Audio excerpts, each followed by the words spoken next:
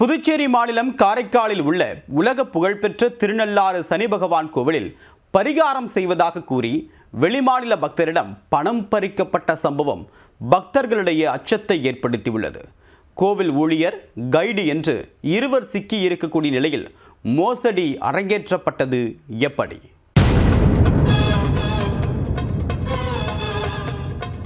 வெளி மாநிலங்களில் இருந்து கோவிலுக்கு வரும் பக்தர்களை வழியிலேயே மடக்கி சில்லறையை கறக்கும் வழக்கம் பெரும்பாலும் அனைத்து கோவில்களிலும் அரங்கேறி வரும் ஒரு மோசடியாக வளர்ந்து வருகிறது. அப்பாவியாக வலம் வரும் பக்தர்களை பார்த்தவுடன் கண்டுபிடிக்கும் இந்த கும்பல் அவர்களை மொட்டையடித்து அனுப்பும் கலையில் வல்லவர்கள். கோவிலுக்கு செல்லும் இடத்தில் கூட கோல்மால் செய்யும் அப்படி ஒரு கும்பல் தான் தற்போது போலீசாரிடம் சிக்கி உள்ளது. மோசடி நபர்கள் போலீசாரிடம் வசமாக சிக்கியது எப்படி?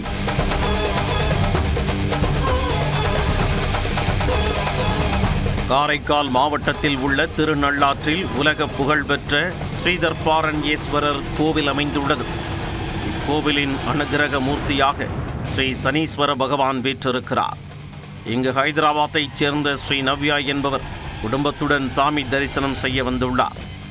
தோஷம் நீங்குவதற்காக பூஜை செய்ய வேண்டுமென கோவில் ஊழியர் ராஜு என்கின்ற பாலசுப்பிரமணியனிடம் ஸ்ரீநவ்யா கூறியுள்ளார்.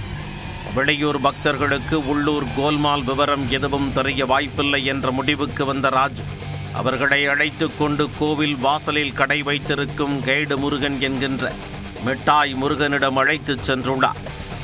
மாஜி தோஸ்துக்களான முருகனும் ராஜியும் சேர்ந்து ஆலய நிர்வாகத்தால் தடை செய்யப்பட்ட பரிகார பூஜையை தாங்கள் செய்வதாக கூறி அவர்களிடம் பணம் கேட்டுள்ளனர்.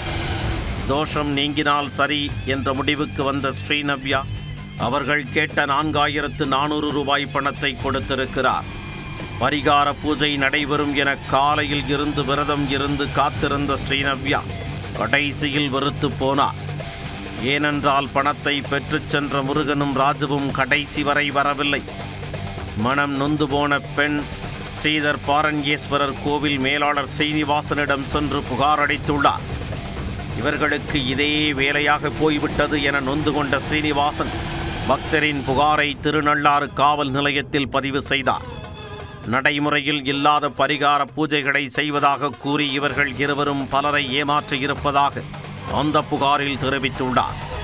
மேலும் இவர்களது போலி பரிகாரம், போர்ஜரி வேலைக்கு இடம் கொடுத்ததாக பசுபதி என்ற நபர் மீதும் வழக்கு பதிவு செய்யப்பட்டுள்ளது. இந்நிலையில் களத்தில் இறங்கிய போலீசார் முருகன் மற்றும் ராஜு ஆகிய இருவரையும் கைது செய்தனர். தலைமறைவாக உள்ள பசுபதியை போலீசார் வலைவீசி தேடி வருகின்றனர். பக்தர்களிடம் மோசடி செய்யப்பட்ட இந்த சம்பவம் கோவிலுக்கு வரும் வெளிமாநில பக்தர்களிடையே பெரும் அச்சத்தை ஏற்படுத்தியுள்ளது.